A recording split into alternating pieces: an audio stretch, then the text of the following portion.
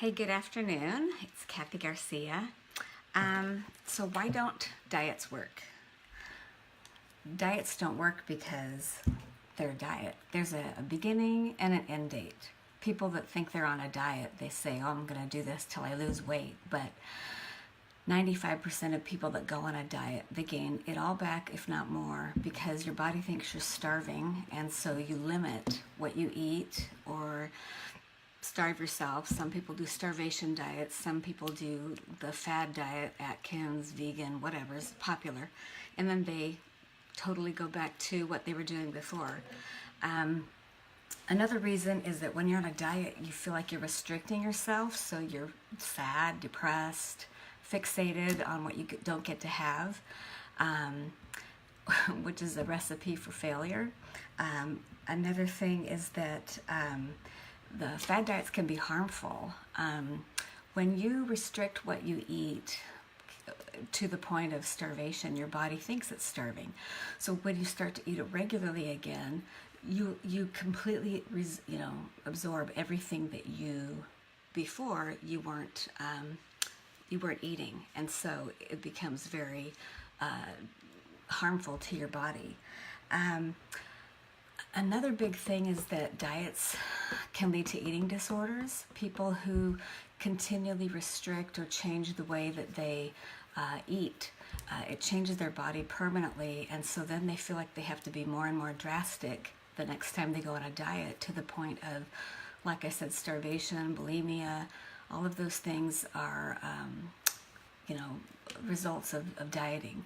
So what I have found through many years of fitness and all of these things is just change what you eat. You can give yourself a cheat day or decide that I'm going to have this week, but just change the way that you change your eating habits.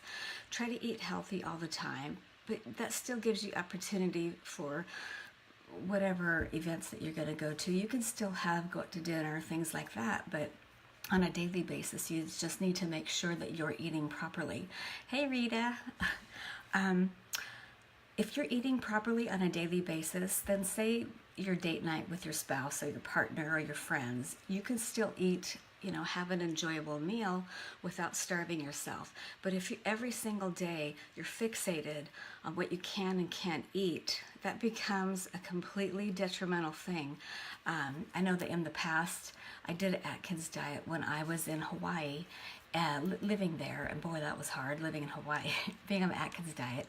Now, I was doing it not for weight, but for, I had arthritis, well, I still have it, but sugar and carbs, improper carbs, can actually exacerbate arthritis. So I was doing that, but every single day, every waking minute, I was obsessed with what can't I eat and what can I eat. And that is completely the worst thing to do. Thanks, Rita. So if you are so fixated on what you're eating, every day is misery. And that's what happened to me. Every morning I'm thinking, well, I can eat this, but I can't eat that. So then I became obsessed with what I can't eat. And it just becomes a miserable existence if you're fixated constantly on what you can't eat. So the most important thing is, when you think of diet, don't think of diet. Think of just a new way of eating. I know that one great thing to have is called MyFitnessPal. If you're trying to teach yourself how to eat properly, writing everything down can be kind of monotonous. So people, carrying around paper with you is hard. So you can get apps for your smartphone that help you monitor what you're eating. You can write it all down until it becomes a habit. And then, hi Melody, hi Chris. Once you have developed a habit of a great way of eating, then you probably don't have to write it down as much.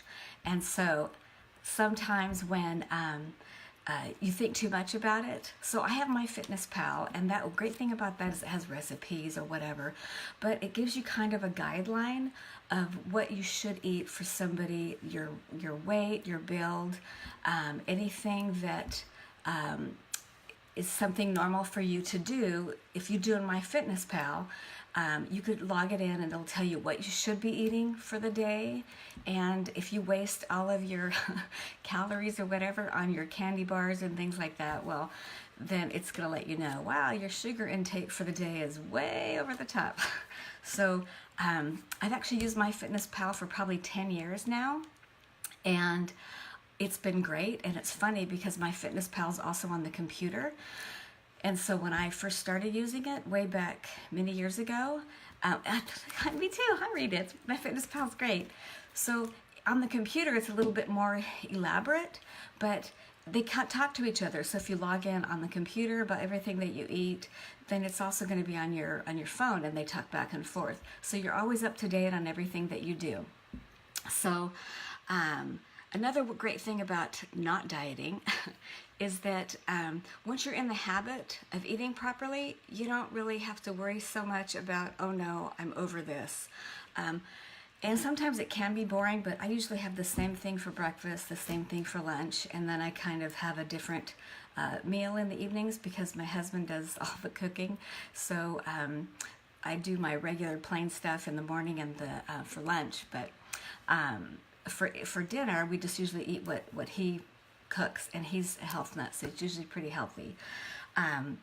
So basically that's it. I didn't want to do a super long video because I just wanted to make sure that I threw that out there. I was thinking about the diet thing because we had a wonderful lunch and we were talking about diets and why they're bad, and so we just, my husband and I share meals at restaurants so that we're both not eating too much.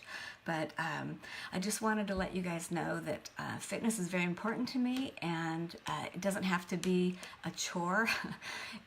Eating properly doesn't have to be a chore. It can be a wonderful, wonderful, fun thing. And so thanks you guys for joining me, and we'll talk to you later. Bye.